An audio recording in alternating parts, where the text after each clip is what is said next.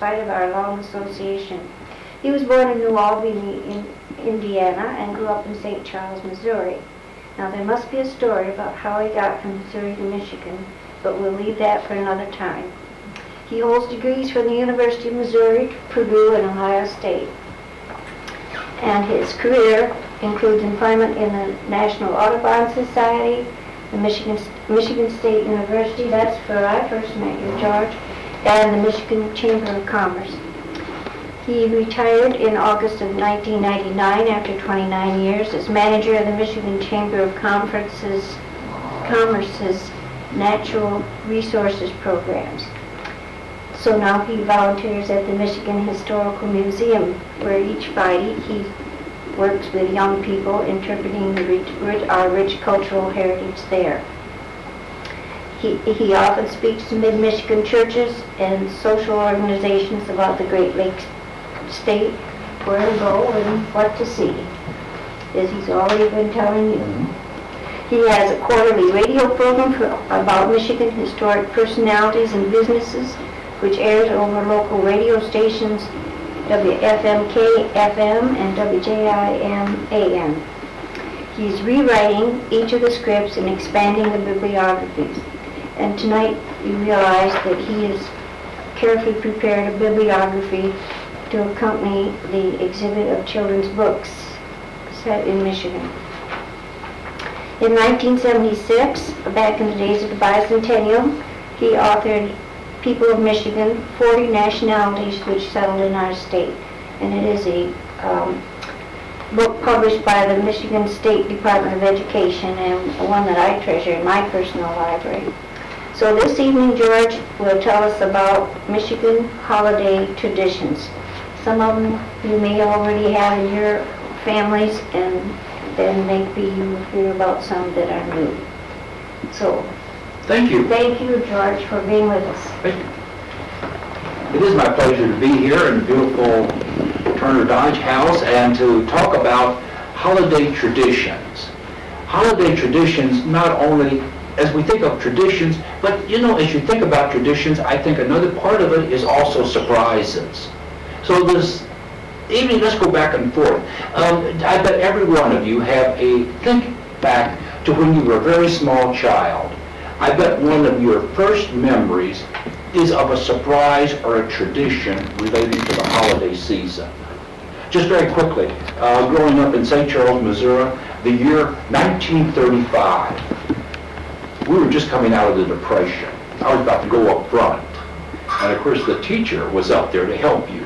She probably, if this was around in the late 1800s, turn of the century, she was probably about 16 or 17 years old. She had 2 years of high school and maybe 1 year at the Jackson Normal School or one of these other normal schools, and she was your school teacher, and she would help you if you had problems. So that I thought was one of the other interesting types of things, was saying your pieces. And I do have this. This one was written by Henry Pattengill from town here, the educator. And I just think it was just a real interesting thing that a small boy should say. Over 40 different nationalities, of course, as Geneva had mentioned, settled our state, and different customs and from the different ethnic groups. The Polish settlers always put grandfather at the head of the table, and there was always an empty chair. This was for some member of the family that moved away or perhaps had passed away during that year. The Swedish immigrants in the Upper Peninsula had many different types of celebrations. They had what was called candy fishes. They looked very much like gummy bears. They were little jellies that was flavored with peppermint, spearmint, different flavors like this. I think one of the interesting traditions was in Plymouth, Michigan, the banker, typical banker's name, Ebenezer Pennyman. Oh, wow. Ebenezer Pennyman would each Christmas morning would sit at the back of his bank, and when the children would come in, they would come up and shake his hand. He would wish them a Merry Christmas and give each of them a quarter. Now, Ebenezer Pennyman was a very leading citizen, and don't get me wrong, in Plymouth, Michigan. But that was, if you talk to people in Plymouth, that was certainly a custom. Several other up in northern Michigan, a wonderful custom of the new Mission Church up there in Leelanau County was the Native American children and the Scandinavian children would get together and would sing Christmas carols in their church each Christmas Eve. And the Native American children in Cross Village, which was up by Petoskey, over maybe some of you have been through there, they had a tradition that I'd never heard of before. It was called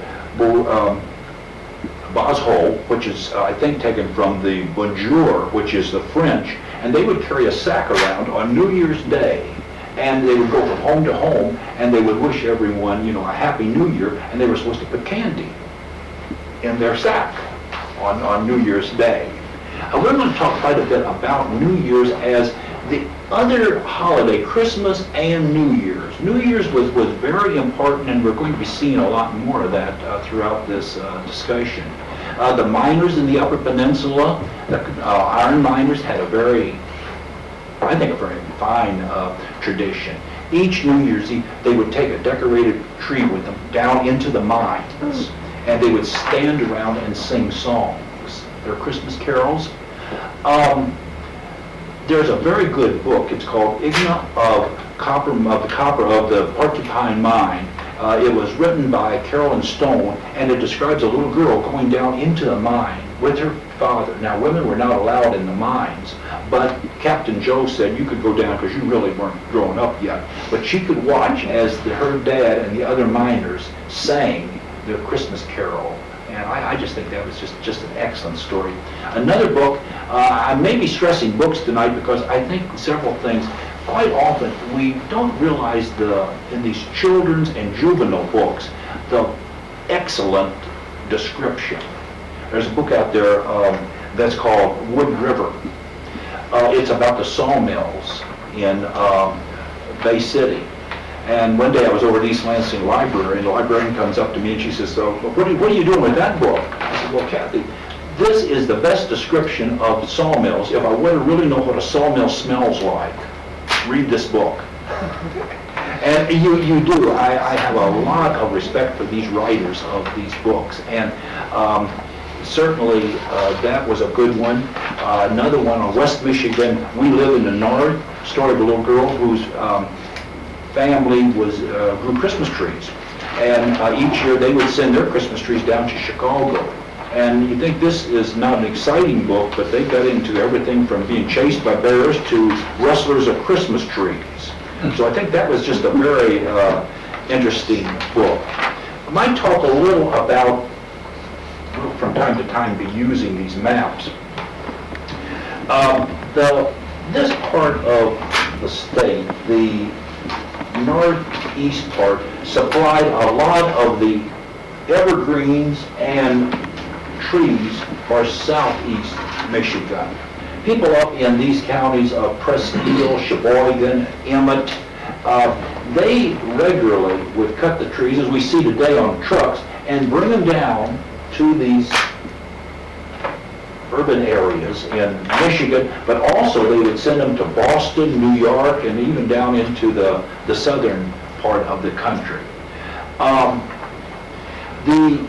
Not only the trees, but in the 20s and the 30s, greens became very popular. These were either made into wreaths or a different kind of Christmas decorations up here, or they were loaded on trucks and brought down, and the florists made them down here.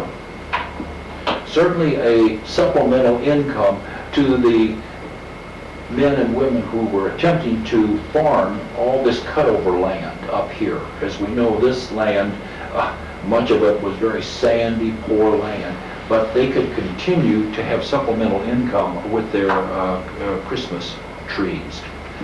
These were called greens, and there's a lot of stories of people like coming down here to the General Motors building and other buildings in southeast Michigan. You always depended on these kind of trees. The one out on the other table is a wonderful children's story about the Christmas tree ship.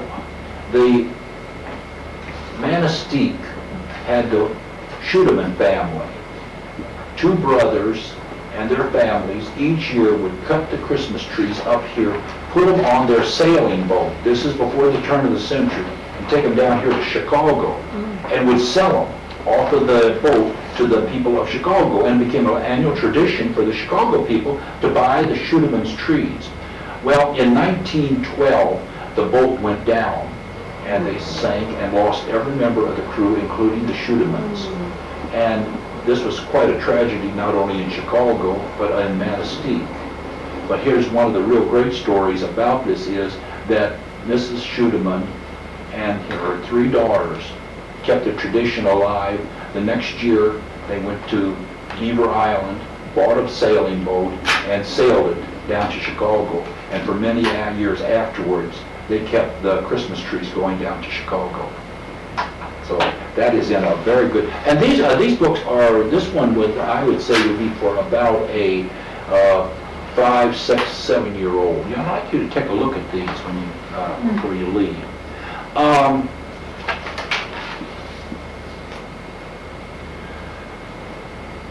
Talking a bit about the different kinds of Christmas trees, when the German immigrants first came over here, 1850 or so, they brought the Christmas tree with them. Not cut over there, they could only get in the steerage of the boat just small trees, so they made little feather trees out of goose feathers and brought those over on the boat with them. Of course, wax candles, very dangerous, but used. The other, I don't know if anybody's been up to the St. John's Historical Society. That's across the street from where the courthouse used to stand. The courthouse was demolished recently, but it's a brick building, and they have a museum. The first time I'd ever seen this, the candles on the tree in the regular candle holders, but they had a string and a little weight, like you use for a fishing weight, kept the candles up straight. Yeah, I hadn't seen that one before.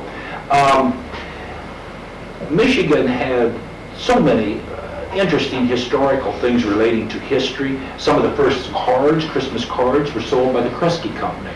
Now, Kresge was a Michigan company down in Detroit, and they started selling the Christmas cards.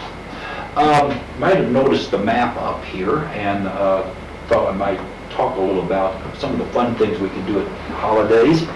All the green and the red dots that you see up here represents a name of a town or village in Michigan that has something to do with either Christmas, New Year's, or the holidays.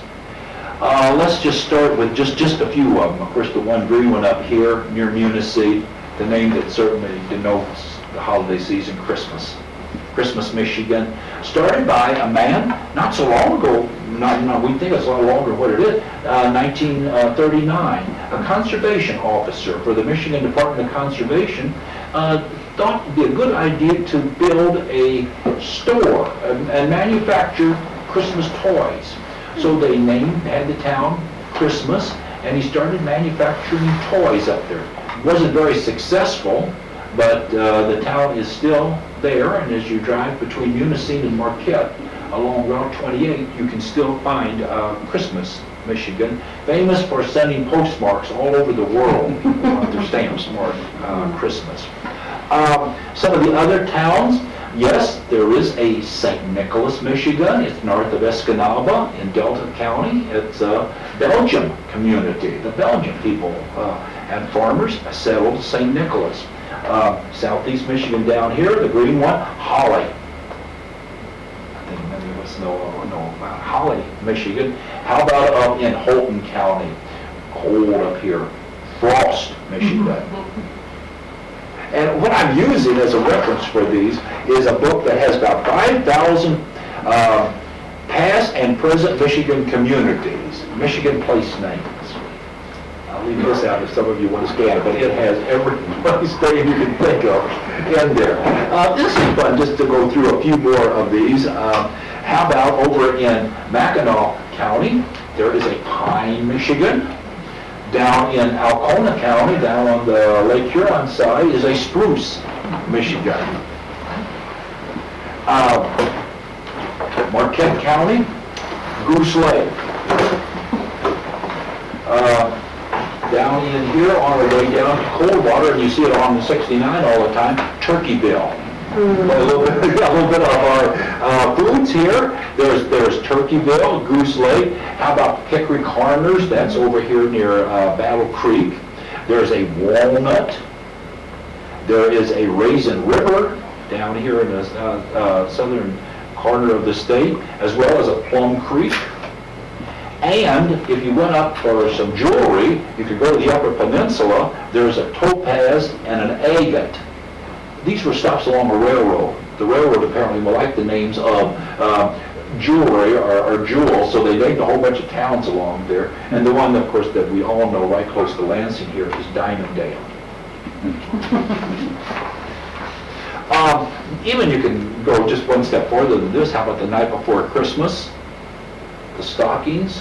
Yes, we have a stocking, which is up here near Cadillac, hung by the Christmas with care, and we do have everybody was having dreams of sugar plums. We do have a Dreamland, Michigan, and we mentioned Plum Creek over here, so sugar plums.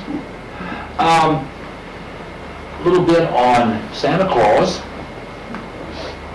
The man who first drew Santa Claus was from Germany. His name was Thomas Nast, and he came to this country, followed his wife and children came before him about 1840. He was a cartoonist. He drew political cartoons, and if I mention two symbols or logos, you'll all recognize the elephant and the donkey.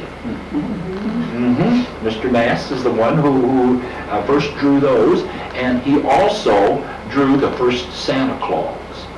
Now, that Santa Claus, he had a beard and so forth, but the one that really looked like Santa Claus was drawn by a Michigan artist. Haddon Sundblom was the first Michigan artist to draw Santa Claus. He put the red coat on him, the red cap and all, and if I give you the logo, you'll recognize it. How about the Santa Claus in Coca-Cola? Yes, Sundblom from Muskegon drew the Coca-Cola Santa Claus. Also, you might be interested in know, he also had so many other logos that were very familiar to us. The Quaker Oats Man,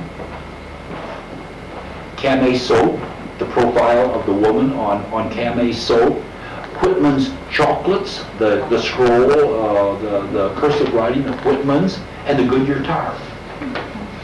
We're all drawn by this Michigan artist. Let's talk a little about foods, and I think my favorite writer on this subject is Della Lutz from down in Jackson County. She wrote about farm life in Jackson County in early part of this century. And she talked about the foods that they would have, like for Christmas, of course, the roast goose was always the thing that they had, except she said they never threw away the goose grease. In case you had congestion on your chest, you always applied goose grease. But then, if you had leaking soles to your shoes, the same stuff was good to stop leaks in your shoes.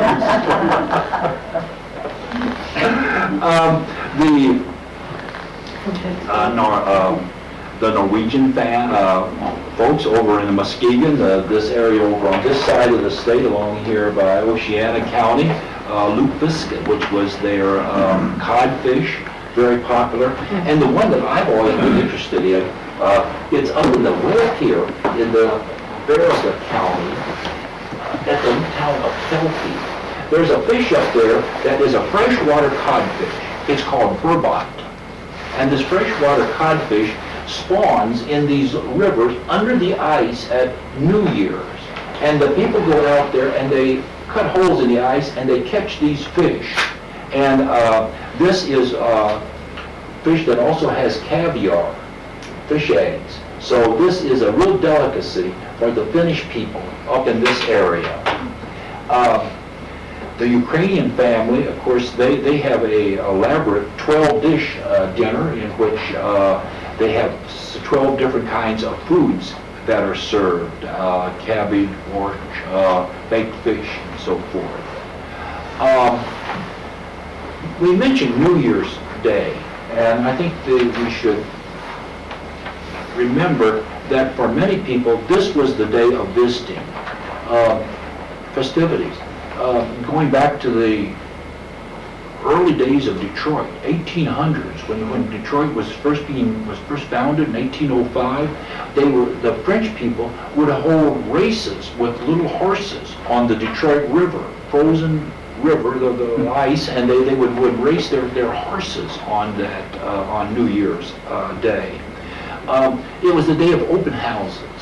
Lots of history about Sault Ste. Marie and how the people would have these elaborate open houses and entertain on the New Year's Day. The impromptu music, someone always had a fiddle and there'd be dancing and playing of musical instruments. Speaking of instruments, toys, Michigan, very famous for a couple of toys. Every little boy, probably in the early 1900s on up to 1940 or 50, wanted a BB gun. The BB gun or air rifle. And of course, Plymouth, Michigan was the city here in Michigan that had was the major producer of the air rifles. So the air rifle or BB gun from Plymouth, Michigan was well known throughout the United States. Bicycles and tricycles was also made in Plymouth and other places here in town. Bay City had a large adult bicycle factory. This was the days when 1906, 7, 8, cars were not in, but the very popular thing to do was to get on your bicycle. Bicycle built for two, remember that. And this is the traditions around this, that every young man wanted the racing bike just as much as we have the racing cars today. And of course over in Macomb County, the Lionel train. That's been a long, famous train manufacturer here in the state. Interesting on Lionel train a little bit what advertising will do or will not do. For 75 years, the Lionel Train Company advertised in magazines and it always showed fathers and sons. 1974, a little girl wrote to the president of the Lionel Train Company and says, "Why don't you show girls playing with trains? My dad and I have 7 trains." The Lionel Train catalog for 1975 was filled with little girls and their dads playing with trains. So just show you what the advertising and the traditions will do. We don't have it yet, but we sure will in the near future have snow. And of course snow means sleds, and Michigan was a great producer of all kinds of sleds and sleighs. Owasso had the carriage and sleigh company of Owasso. Coldwater was a very large producer of children's sleds, and we had the company here in town, the Bement Company and Lansing Company, both made bobsleds. They could be used both for sleigh riding, but many of them were used on the farms. You would haul things around the farms on bobsleds. Skis, certainly we've had a lot of homemade skis in the northern part of the state, sometimes just made out of barrel staves. One unique type of sleigh was made up in this area of Benzie County up here near Elmira. It was the jumper. This was the one that you would sit down on. It just had one runner. You'd sit on it and you could pop it down here like this.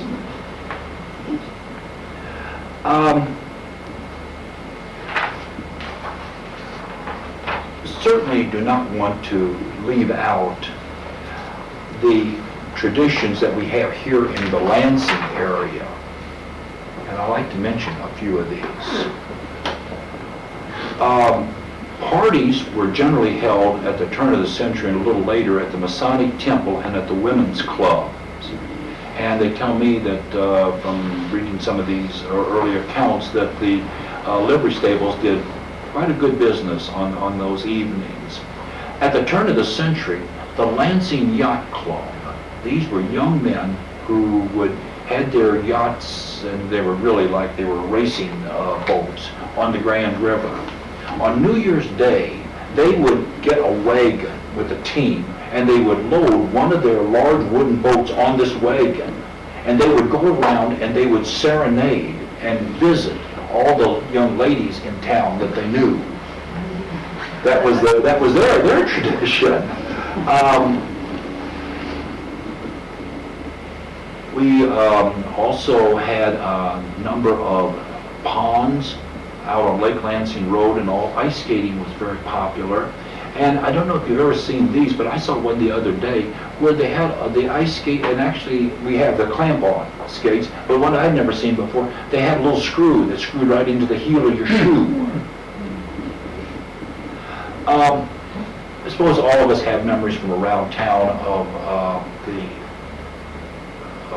Christmas. When I first came to Michigan, I worked for the Michigan State University and also for the State Soil Conservation Committee. This was a group of farmers from around the state that worked on soil conservation. We were a state organization, so I got to go down to the reception, down to the Capitol.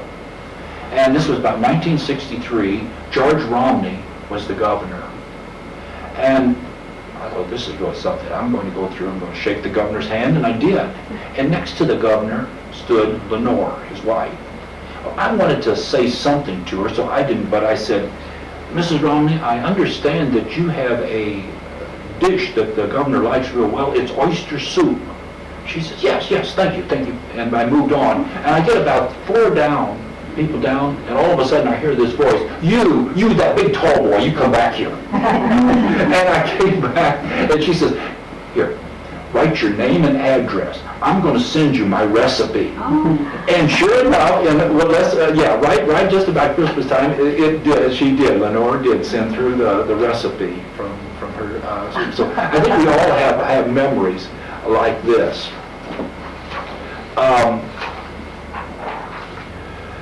Some of the things that perhaps we're doing it tonight, and I would suggest, would be the home tours. These are always a great way to know about your town and your city. I mentioned the books. All of these books that's on our list of bibliography out here are available in one of the libraries in town here. The East Lansing Library has all of them. Most of them are in the Lansing Library. And I had passed this out earlier, and I did kind of want to end with this. This is written by Henry Pattengill from Lansing, and it is a piece. This is a little poem that a small boy would say. Christmas is bounded on the north by happiness, good wishes, Oyster Lake, and the Isthmus of Cranberry Sauce. On the east, by the peninsula of Turkey and the ocean of goodies. On the south, by mince pies, candies, and cakes. On the west, by pleasant words, from which it is separated by the mountains of cheerfulness. The capitals of Christmas are peace and goodwill on the Christmas Tree River.